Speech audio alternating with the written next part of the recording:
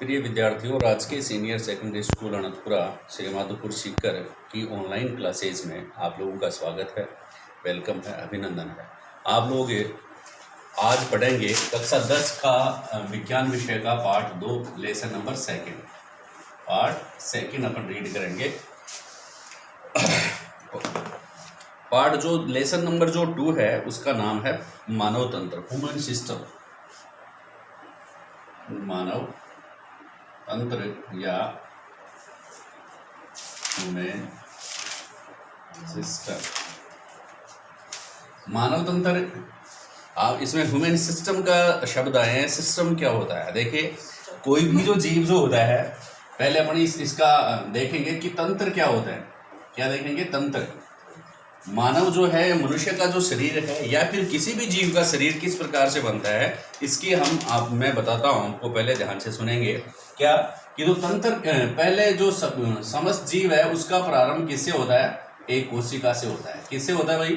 कोशिका।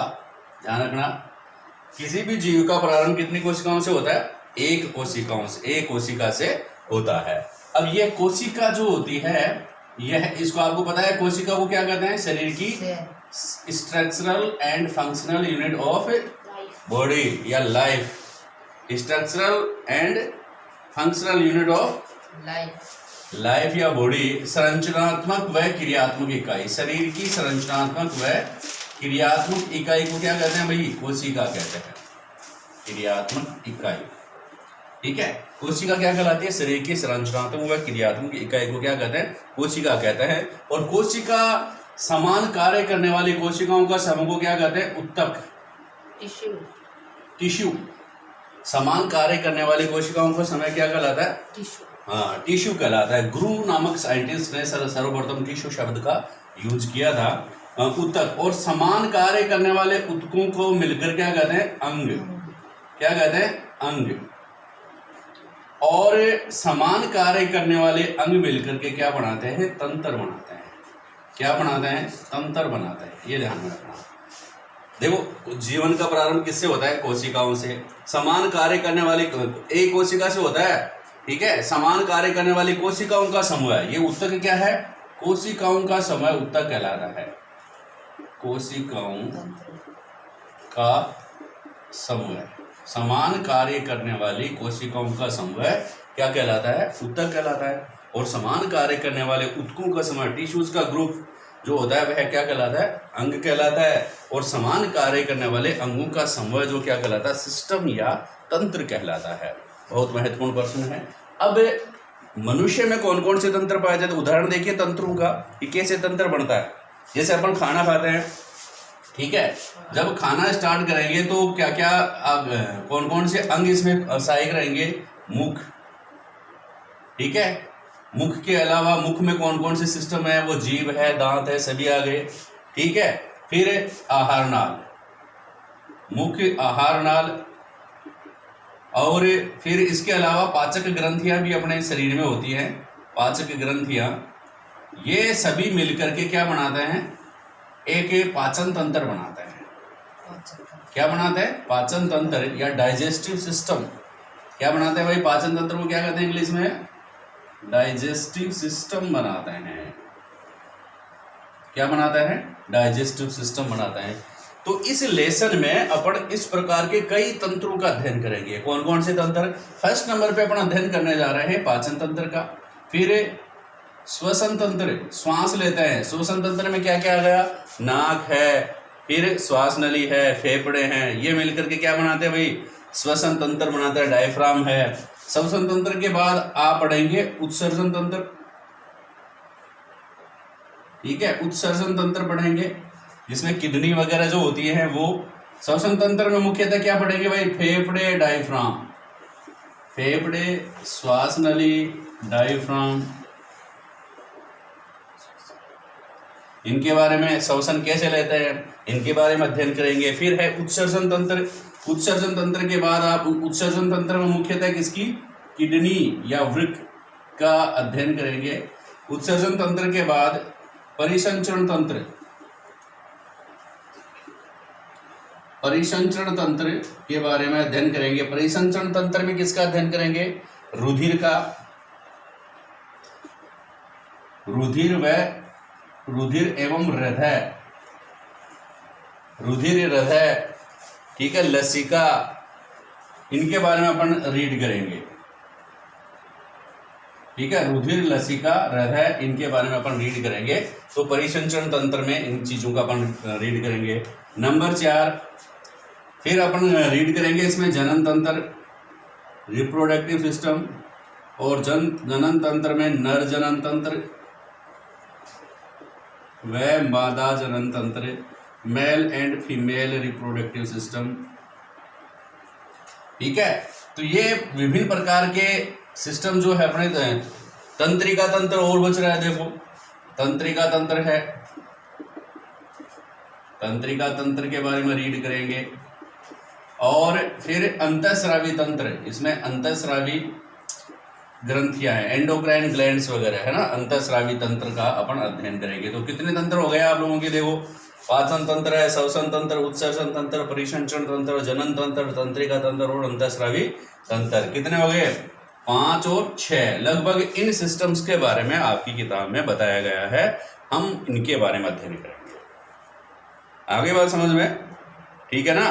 तो पहला अपन ले लेते हैं कौन? तंत्र समझ गए भाई। जीव का प्रारंभ कितनी कोशिकाओं से होता है? एक कोशिकाओं से। एक से ही कोशिकाओं का समूह बनता है, जिसको क्या कहना है? उत्तक कहते हैं। समान कार्य करने वाले उत्तकों का समूह क्या कहलाता है? अंग कहलाता है। और समान अंग मिलकर के क्या बनाते हैं? एक तंत्र बनाते हैं। और सारे तंत्र मिलकर के, बहुत सारे तंत्र, सभी तंत्र मिलकर के किसका निर्माण करते हैं? अपनी बॉडी का निर्माण करते हैं। तो इस प्रकार शरीर के जितने भी सिस्टम हैं उनके बारे में अपन अध्ययन करने जा रहे हैं, और एग्जाम में किस प्रकार से पूछेंगे इसकी भी अपन चर्चा करेंगे। ठीक है, क्या प्रश्न बनेगा, कैसा बनेगा? तो देखिए नंबर फर्स्ट में अपन चलते हैं पाचन तंत्र में।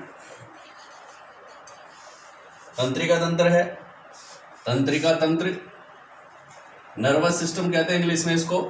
और अंतःस्रावी तंत्र को क्या कहते हैं? Endocrine system, endocrine system. ठीक है। और सर्कुलेटरी सिस्टम, उत्सर्जन तंत्र को कहते हैं एक्सक्रेटरी सिस्टम। परिसंचरण तंत्र को कहते हैं सर्कुलेटरी सिस्टम। ठीक है। जनन तंत्र को कहते हैं रिप्रोडक्टिव सिस्टम। और श्वसन तंत्र को कहते हैं, वो बता दिया, रेस्पिरेटरी सिस्टम। उत्सर्जन तंत्र को क्या कहते हैं? एक्सक्रेटरी।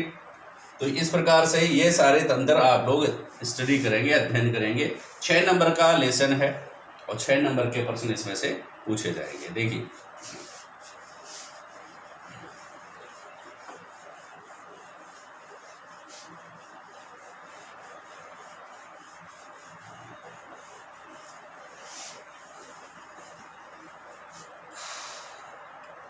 ठीक है। तो पहले अपन क्या रीड करेंगे भाई? पाचन तंत्र।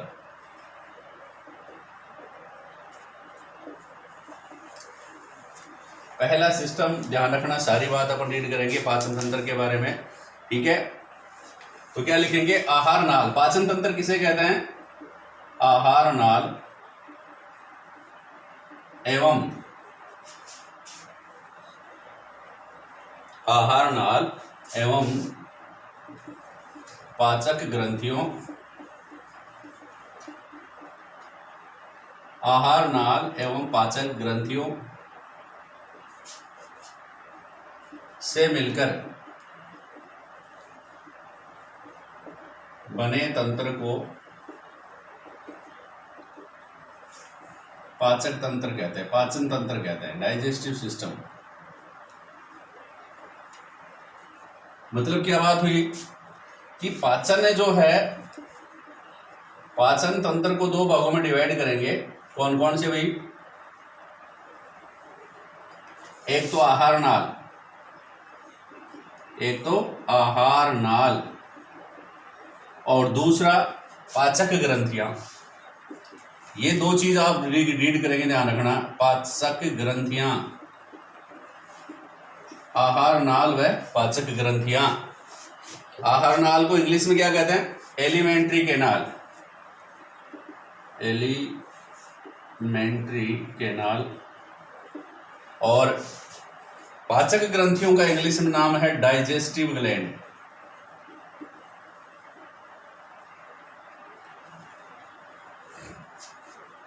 आहार नाल व पाचक ग्रंथियां। ठीक है, देखिए इनको मैं पहले बता देता हूं। पहले आप पाचक ग्रंथियां देख लो कि पाचक कौन कौन सी मुख्य ग्रंथियां हैं। पाचक ग्रंथियां, एक तो मुख में पाए जाने वाली लार ग्रंथि, सैलिवरी ग्लैंड्स, लार ग्रंथियां पाचक ग्रंथियां हैं। किसमें पाई जाती है लार ग्रंथियां? माउथ में।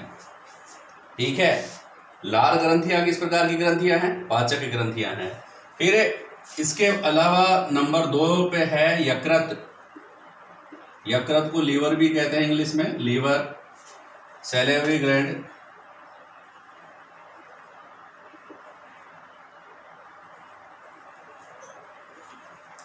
और नंबर 3 अग्नाशय। अग्नाशय को क्या कहते हैं भाई? पैंक्रियाज।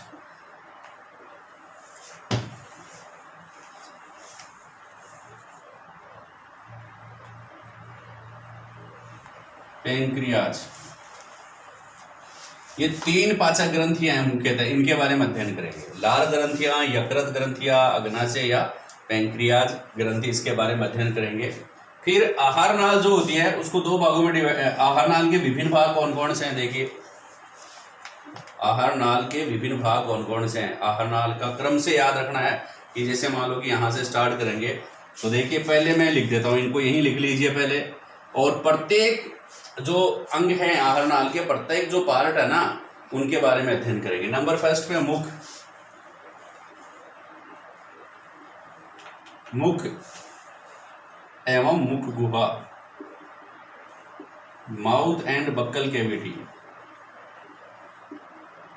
इंग्लिश में क्या कहेंगे इसको?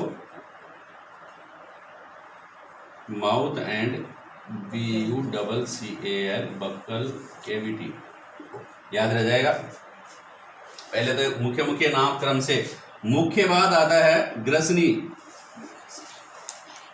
ग्रसनी, ग्रसनी के बाद नंबर 3 पे ग्रसिका। ग्रसनी, ग्रसिका। ग्रसिका के बाद, ग्रसिका जिसको कहेंगे गर्दन में ग्रसिका होती है। फिर आएगा अमाशय नंबर 4 पे। इंग्लिश में क्या कहते हैं? देखो मुख, इसको तो माउथ एंड बकल कैविटी हो गया। ग्रसनी को कहते हैं फेरिंक्स, PHARYNX, फेरिंक्स। ग्रसिका को इसोफेगस कहते हैं, इसोफेगस। ग्रसनी, ग्रसिका। फिर अमाशय, अमाशय या स्टोमक। ग्रसनी, ग्रसिका, अमाशय। अमाशय के बाद आएगा स्मॉल इंटेस्टाइन, छोटी आंत्र।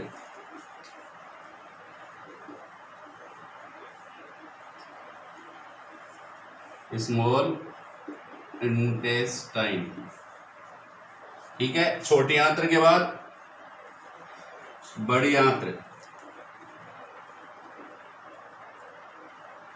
है ना, लार्ज इंटेस्टाइन।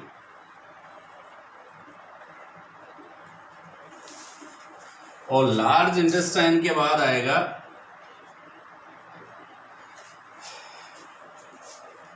मलाशय एवं गुद्दा। हालांकि ये बड़ी आंत्र का भाग है, जिसको कहते हैं एनस, रेक्टम एंड एनस। इस प्रकार से ये आहार नाल के विभिन्न भाग है, इनके बारे में अपन चर्चा करेंगे। पहला कौन सा हो गया? मुख एवं मुख गुहा। नंबर 2 ग्रसनी। नंबर 3 ग्रसिका या ग्रास नली। फिर अमाशय, छोटी आंत्र, बड़ी आंत्र, या फिर गुद्दा, या इसको मल द्वार भी कहते हैं, मल द्वार। ठीक है, तो इस प्रकार से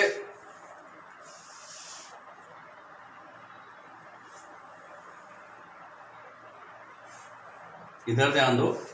इस प्रकार से ये अपना पाचन तंत्र है, इसके बारे में स्टडी कर रहे हैं। ठीक है, अब पूरे जो ऑर्गेन्स हैं, इसके जो विभिन्न भाग जो हैं पाचन तंत्र के, इनके बारे में प्रत्येक का अध्ययन करेंगे। तो देखिए नंबर 1 अपन लेते हैं मुख। पहले इसका आप देख लो क्या क्या रीड करेंगे मैं बता देता हूं इनमें। पाचन तंत्र है ना, आहार नाल अध्ययन करेंगे पहले, आहार नाल।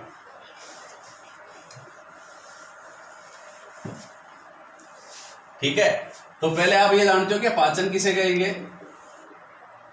पाचन की परिभाषा, डाइजेशन किसे कहेंगे? भोजन में उपस्थित जटिलतम कार्बनिक पदार्थों को सरलतम कार्बनिक पदार्थों में तोड़ने का जो प्रक्रिया है उसको अपन क्या कहते हैं? पाचन कहते हैं। किसे कहेंगे? भोजन में उपस्थित जटिल कार्बनिक पदार्थों को भोजन में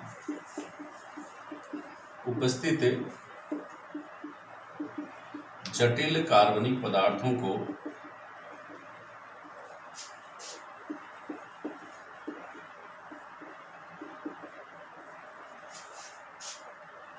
ठीक है, सरल कार्बनिक पदार्थों में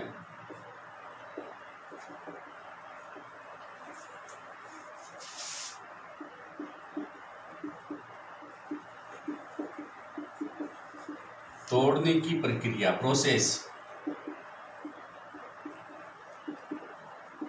पाचन या डाइजेशन कहते हैं।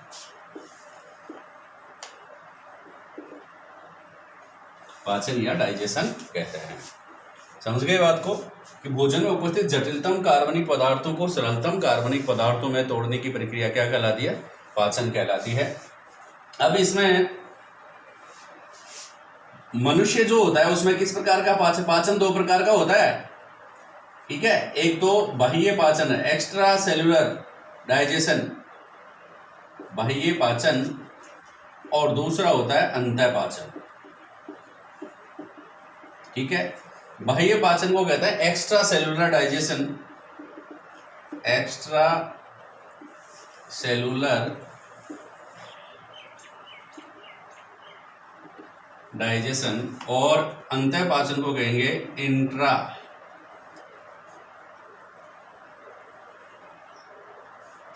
Cellular digestion.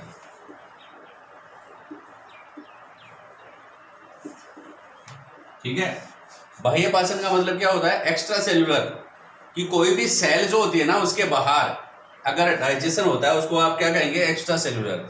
जैसे मान लो कि अपने जो मनुष्य जो होता है उसमें किस में होती है भाई? एलिमेंट्री कैनाल या आहार नाल में भोजन का पाचन होता है, इसलिए इसको क्या कहेंगे भाई? बाह्य कोशिकीय पाचन ही कहेंगे, क्योंकि सेल में नहीं होता, एक नली में होता है। तो मनुष्य में किस प्रकार का पाचन पाया जाता है? जैसे एग्जाम्पल हो गया आहार नाल में पाचन की क्रिया।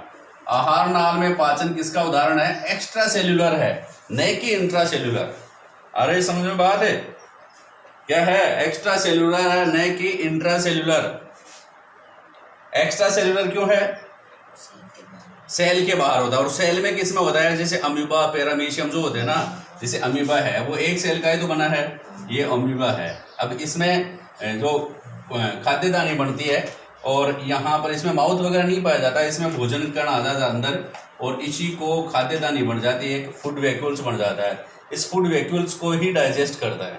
ठीक है, इस फूड वैक्यूल्स में क्या हो, कोई डाइजेस्ट कर लिया जाता है, तो सेल के अंदर हो रहे हैं ना ये, तो इसको क्या कहेंगे? इंट्रा सेल्यूलर डाइजेशन कहता है। इसको क्या कहता है? Intra cellular digestion. या और बाह्य पाचन जो आहार नाल में अपने एलिमेंट्री के नाल में जो डाइजेशन हो रहा है उसको क्या कहेंगे?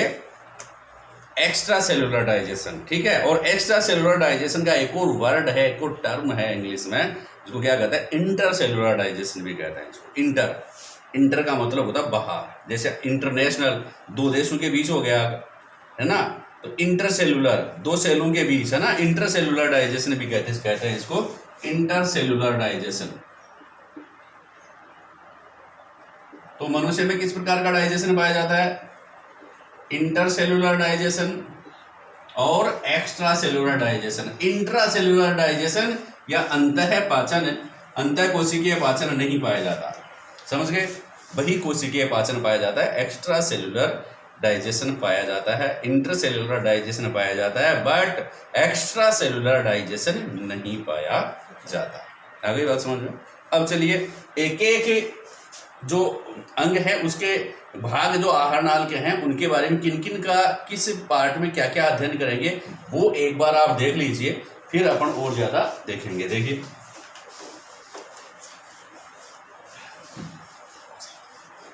आप आहार नाल के विभिन्न भागों का नाम तो पता है ही कि कौन कौन से भाग हैं। अब मैं बताऊंगा कि इसमें आप लोग कैसे याद करें पाचन। क्या यहां पे लिखूंगा मैं, आहार नाल। आहार नाल को कैसे अपन स्टडी करेंगे। पहले माउथ, मुख, ठीक है। मुख में दो चीजों की स्टडी करेंगे, कौन कौन सी, एक तो जीभ और दूसरा दांत। आपके सिलेबस में ये है, जीभ व दांत के बारे में अध्ययन करेंगे, ठीक। नंबर 2 फिर ग्रसनी, ग्रसिका आ जाएगा। फिर क्या आएगा, ग्रसनी के बारे में अध्ययन करेंगे। ग्रसनी को क्या कहते हैं, फेरिंग्स कहते हैं। क्या कहते हैं भाई, फेरिंग्स कहते हैं। तो ग्रसनी के विभिन्न भागों का अध्ययन करेंगे। ग्रसनी के विभिन्न भाग कौन कौन से हैं, हाँ बताओ। एक तो नासा ग्रसनी, एक मुख ग्रसनी और एक कंठ ग्रसनी। ग्रसनी के 3 भागों के नाम याद रखना। नंबर 1 नासा ग्रसनी, ठीक है। फर्स्ट तो क्या, नेजोफेरिंग्स है ना, नासा ग्रसनी को कहते हैं नेजोफेरिंग्स। फिर मुख ग्रसनी, ओरोफेरिंग्स, मुख ग्रसनी। और नंबर 3 पे क्या है, कंठ ग्रसनी, कंठ ग्रसनी, लेरिंजोफेरिंग्स, ठीक है। नंबर 1 पे नासा ग्रसनी, नेजोफेरिंग्स, ठीक है। मुख को क्या कहेंगे, ओरोफेरिंग्स। मुख ग्रसनी को क्या कहेंगे भाई, ओरोफेरिंग्स। क्या कहेंगे, ओरोफेरिंग्स, शाबाश, ओरोफेरिंग्स। ओरो लिख दिया, फेरिंग्स आप लिख देंगे, ओरो। फिर कंठ को क्या कहेंगे, क्या कहते हैं, कहते हैं कंठ को लेरिंग्स कहते हैं। तो लेरिंजोफेरिंग्स, LARYNGO, LARYNGO, लेरिंजोफेरिंग्स।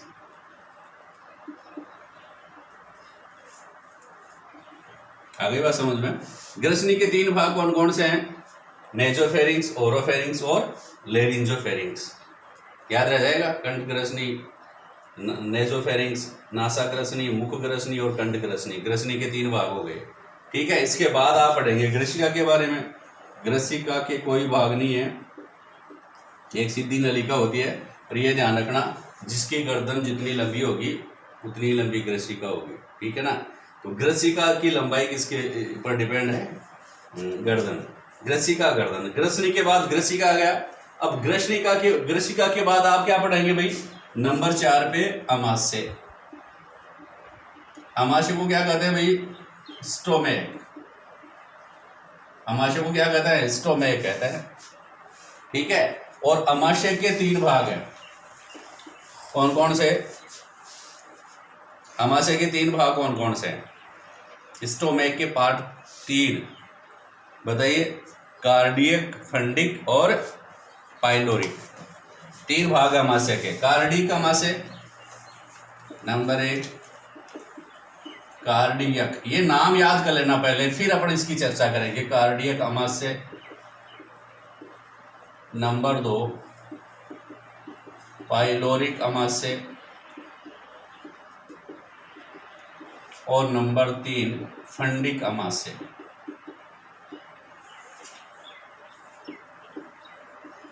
नाम याद करते जाओ। ग्रसनी के 3 पार्ट, नासा ग्रसनी, मुख ग्रसनी और कंठ ग्रसनी। फिर अमाशय के 3 भाग, कार्डियक अमाशय, पाइलोरिक अमाशय और फंडिक अमाशय।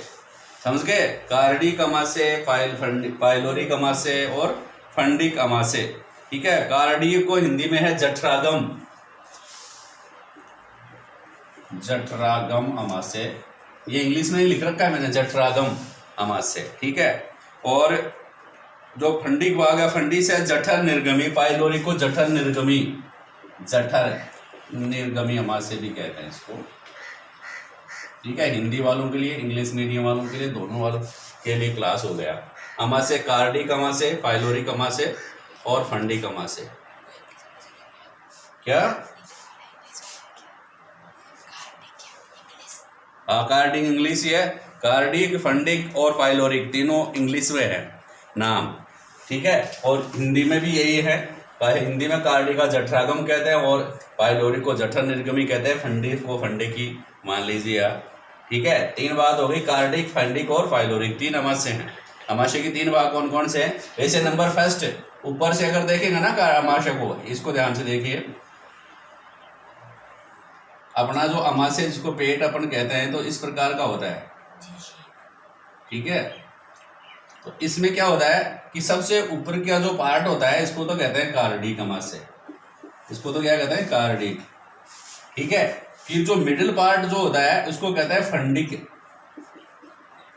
फंडिक अमाशय। और जो लास्ट वाला पार्ट जो होता है उसको कहते हैं पाइलोरिक अमाशय। इसको क्या कहते हैं? पाइलोरिक अमाशय कहते हैं, ये ध्यान रखना। कार्डिक, फंडिक और पाइलोरिक अमाशय। आगे बात समझ में? कार्डिक, फंडिक और पाइलोरिक अमाशय, इनको अपन कहेंगे। ठीक है, 10th वालों के लिए ये चीज याद रखना जरूरी है। प्रथम part first cardiac, second fundic, third pyloric. इन अमाशय के बारे में पहले सबके आप लोगों से कोई भी पूछे कि ग्रसनी के 3 भागों के नाम बताइए, 3 नंबर का प्रश्न आ गया। ठीक है, नाम तो कम से कम अपने को याद होने चाहिए। तो कौन सी? नासा ग्रसनी, मुख ग्रसनी और कंठ ग्रसनी। ठीक है, मतलब ये नलिका जो होती है ना ग्रसनी, उसमें 3 नाक भी खुलते हैं। ठीक है, नासा ग्रसनी, मुख भी खुलता है और सांस नली भी खुलती है जिसको कंठ ग्रसनी कहते हैं। तो 3 नलियां इसी में खुलती हैं। और कई बार आपका भोजन चला जाता है ना, उसमें फेफड़ों में जाता है, तो जिसको कहते हैं अड़सूल चली जाती है। ठीक है ना, तो इसलिए अपन क्या करते हैं, वो उसमें उस छिद्र में चला जाता है। आहार नाल के साथ ही एक छिद्र श्वास का भी जुड़ा रहता है, उसमें वो खाना चला जाता है। ठीक है ना, तो इसलिए क्या है, तीनों एक क्या कौन कौन से पार्ट हो गए? एक तो नेजोफेरिंक्स, एक ओरोफेरिंक्स और एक लेरिंजोफेरिंक्स। मतलब नासा ग्रसनी, मुख ग्रसनी और कंठ ग्रसनी। ठीक है, और अमाशय के 3 पार्ट कौन कौन से हो गए? कार्डिक पार्ट, फंडिक पार्ट और पाइलोरिक पार्ट। क्रम से अगर देखें तो कार्डियक, फंडिक और पाइलोरिक। कठी दया याद क्या? हाँ, अब चलेंगे अपन किसमें? छोटी आंत्र के भाग याद करेंगे पहले। देखो, छोटी आंत्र के भी पार्ट याद करेंगे। छोटी आंत्र जो होती है वह लंबाई में, उसकी लंबाई अधिक होती है, सिर्फ चौड़ाई छोटी होती है इसलिए। लेकिन लंबाई किसकी अधिक होती है? छोटी आंत्र की, बड़ी आंत्र की? छोटी की, है ना। स्मॉल इंटेस्टाइन ज्यादा लंबी होती है, जो समझ गए ना बात को। और जो लार्ज इंटेस्टाइन जो है ना वह छोटी होती है, लेकिन इसकी चौड़ाई ज्यादा होती है ना। चौड़ाई के आधार पर अपन इसको डिवाइड करते हैं, स्मॉल इंटेस्टाइन को एंड लार्ज इंटेस्टाइन को। गिया जमस में तब्बा। ठीक है, गिया जमस में तब्बा। सारे बात समझ में आ गई क्या? बिल्कुल याद करो। अब देखिए, अब अपन चलेंगे किसमें? छोटी आंत्र में। स्मॉल इंटेस्टाइन के 3 भाग। कितने नंबर का हो गया ये? 5-6 नंबर का। देख लो, 5 नंबर पे है कौन सा? स्मॉल इंटेस्टाइन, छोटी आंत्र।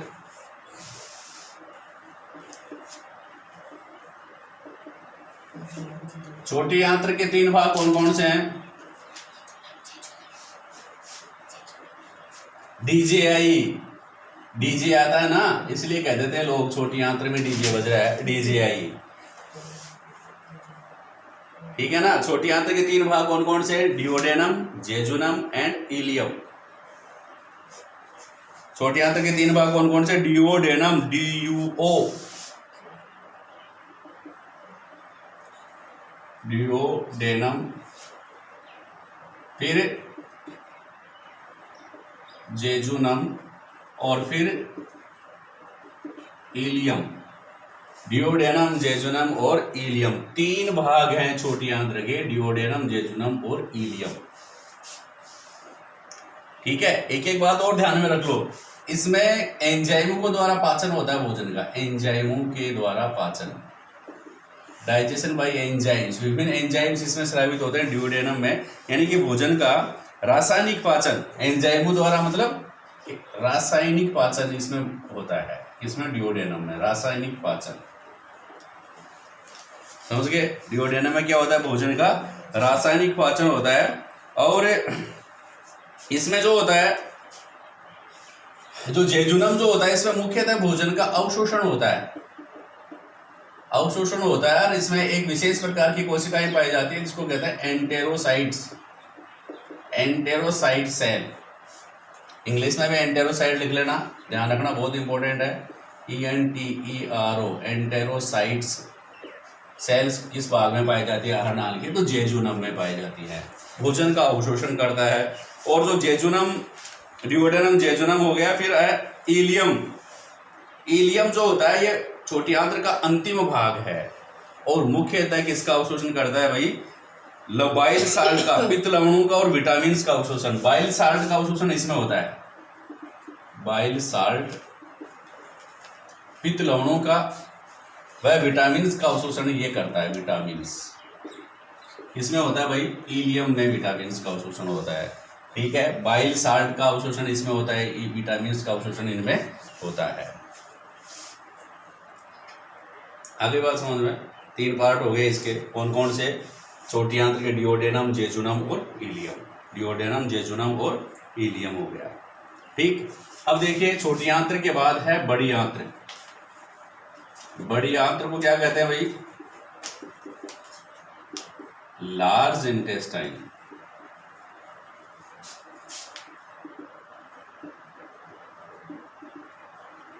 Large intestine. और लार्ज इंटेस्टाइन के भी 3 भाग हैं। लार्ज इंटेस्टाइन के भी 3 भाग हैं।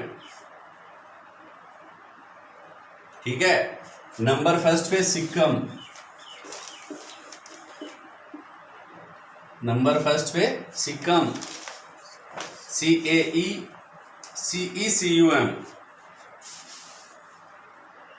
CECUM, caecum. Number 2 colon, COLON। और नंबर 3 रेक्टम।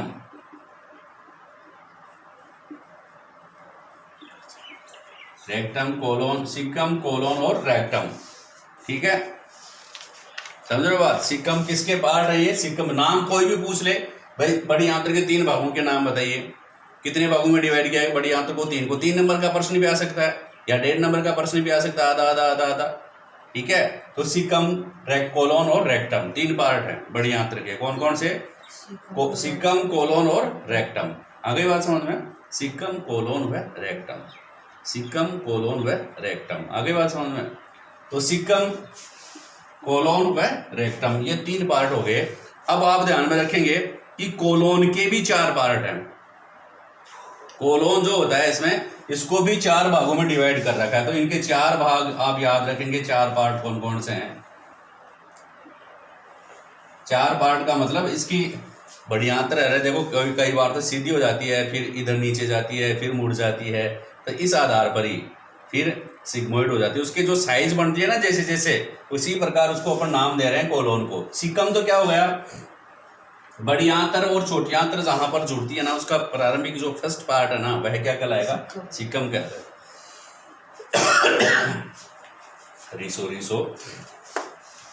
सॉरी है ना, सिक्कम क्या कहलाएगा भाई? बड़ी आंत्र व छोटी आंत्र जहां मिल रही हैं उसको सिक्कम कहेंगे।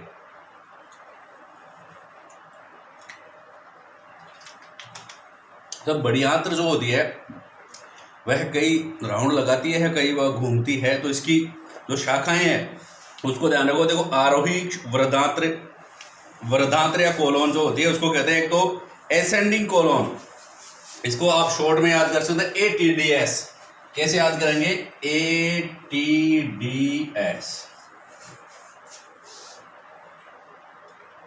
ठीक है, ऐसे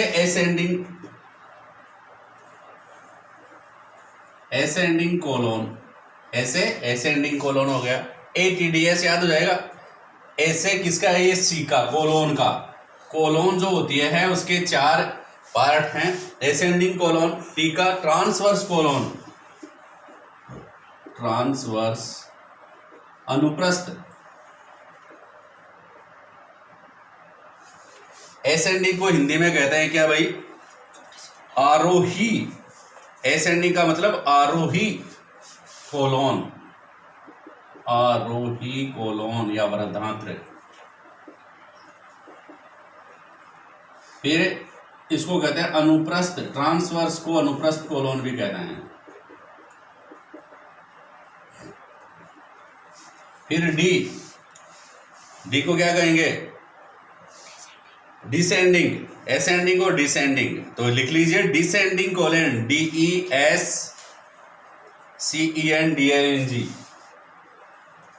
DESCENDING,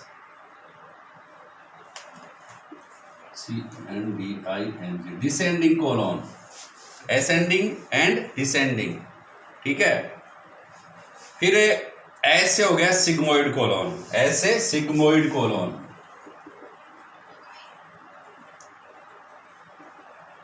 इस प्रकार से आप लोग इनके 4 नाम याद रखेंगे। कौन कौन से भाई? एसेंडिंग, ट्रांसफर, डिसेंडिंग और सिग्मोइड कोलन हो गया। ठीक। इनकी लेंथ भी आप याद कर लो कि किसकी लंबाई कितनी होती है। तो आप देखोगे 15, 50, 25, 40, 15, 50, 25, 40, 15 सेंटीमीटर, 15 सेंटीमीटर। एसेंडिंग कोलन की लेंथ कितनी होती है? 15 सेंटीमीटर। ठीक है। फिर अनुप्रस्थ कोलन की 50। ठीक है। फिर डिसेंडिंग कोलन 15, 50, 25 सेंटीमीटर, 25, 50, 25 और लास्ट के 40 सेंटीमीटर। इसको कहेंगे सिग्मोइड कोलन जो होता है, इसकी इतनी लंबाई होती है। आ गई बात समझ में? तो इस प्रकार आप लोग इनका पार्ट का नाम, पार्ट्स कौन कौन से हैं, इनके विभिन्न भाग कौन कौन से आहार नाल का, और प्रत्येक भाग किन किन भागों में बटा हुआ है, इनका आप नाम ध्यान में रखेंगे। ठीक है। फिर अपन स्टार्ट करेंगे शुरू से वापस से। देखो मुख में क्या क्या रीड करेंगे आप? जीभ के बारे में, दांतों के बारे में अपन अध्ययन करेंगे, और इसके अलावा तालु भी होते हैं, जैसे ऊपरी जबड़ा, निचले जबड़े के संबंधित बातें हैं ना, वो भी एग्जाम्स में पूछी जाती है, बड़ी एग्जाम्स में, लेकिन आप लोगों के सिलेबस में नहीं है। ठीक है। दूसरी बात अपन रीड करेंगे क्या? ग्रसनी के 3 भाग, ग्रसनी फेरिंग्स के 3 भाग कौन कौन से हैं? एक तो नेजोफेरिंग्स, एक ओरोफेरिंग्स और तीसरा लेरिंजोफेरिंग्स। ये 3 पार्ट हो गए ना, नेजो, ओरो और लेरिंजो। आगे बात समझ में? नेजो, ओरो और लेरिंजो ये किसके पार्ट है? फेरिंग्स के पार्ट है। फिर इसोफेगस, इसोफेगस में इसोफेगस को रीड करेंगे। फिर स्टोमेक, स्टोमेक के 3 पार्ट है। ठीक है। सबसे पहले कार्डियक, फिर उसके बाद फंडिक और इसके बाद फाइलोरिक। कार्डियक, फंडिक और फाइलोरिक। ठीक है ना। कार्डियक, फंडिक और फाइलोरिक। ऐसे कार्डियक अमाशय का पहले, फिर फंडिक F, फिर पाइलोरिक CFP। कार्डियक, फंडिक और फाइलोरिक, ये 3 पार्ट है किसके? स्टोमेक के। आगे बात समझ में? फिर जो स्मॉल इंटेस्टाइन है उसके 3 पार्ट हैं, कौन कौन से? डिओडेनम, DJI भाई, DJI। ठीक है। डीजे आया, ऐसे नहीं DJI। ठीक है। डीजे आया भी कर लो, आई से ही स्टार्ट होता है वो भी, डीजे आया। तो डिओडेनम, जेजुनम और इलियम। डिओडेनम, जेजुनम और इलियम ये किसके पार्ट है? किसके पार्ट है भाई? स्मॉल इंटेस्टाइन के। ठीक है। इसमें इसके बाद आप किसको रीड करेंगे? Large intestine. लार्ज इंटेस्टाइन के 3 भाग हैं, सिकम, कोलोन और रेक्टम। सिकम और कोलोन और रेक्टम। कोलोन के 4 भाग हैं, ATDS, एसेंडिंग कोलोन, फिर T से ट्रांसवर्स कोलोन, D से डिसेंडिंग कोलोन और S से सिग्मोइड कोलोन। ठीक है। इनके पार्ट याद होने के बाद अपन फंक्शन, फिर इसका वर्णन याद करेंगे। अगर इतना भी आप एग्जाम में लिख देते हो कि आहार नाल का जो है, एलिमेंट्री कैनाल जो है, उसका डिस्क्राइब कीजिए। ठीक है। तो डिस्क्राइब करेंगे तो ये पार्ट अगर आप लिख देते हो और इनके फंक्शन जो है आप छोटे छोटे फंक्शन लिख देते हो, तो आप लोगों के अच्छे मार्क्स आ सकते हैं। तो ठीक है, अगली क्लास में अपन इनके बारे में पूरा वर्णन अध्ययन करेंगे। धन्यवाद।